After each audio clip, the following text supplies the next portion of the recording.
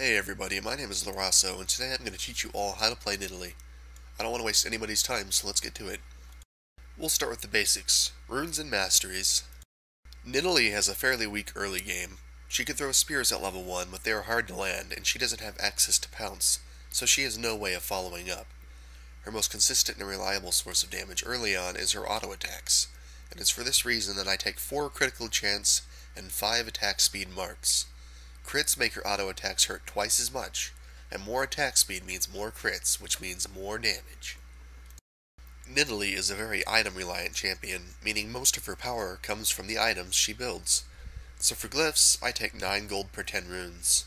With these glyphs, you'll be earning more gold than everyone else, which helps you build your core items faster and become a bigger threat. Perhaps the biggest weakness Nidalee has is her very low base health regeneration speed. With the Season 5 changes to how health regeneration works, she can no longer alleviate this weakness by building items.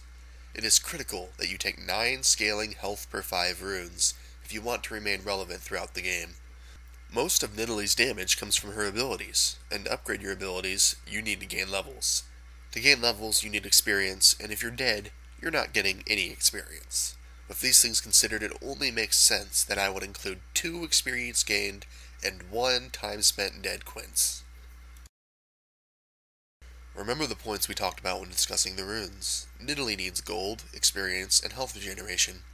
The utility tree has a plethora of options that offers all of those things, so the most effective choice is to put 29 points into utility. We also take 1 point in Butcher. Now I'll show you how our choices in runes and masteries affect the game. For the purposes of this tutorial, I will play a 1 vs 1 against a Nidalee bot. Bots don't use runes or masteries, so it will be easy to see how much more powerful Nidalee is with this setup.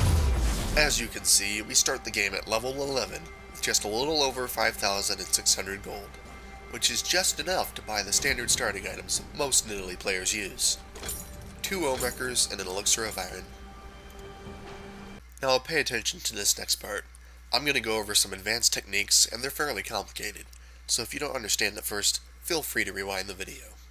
Les fonctions désirées dans la base de données. Et par exemple, je peux vous montrer la fonction que j'ai enregistrée ce matin. C'est la 2. Oui, attendez. And here is the end result of all these techniques in action.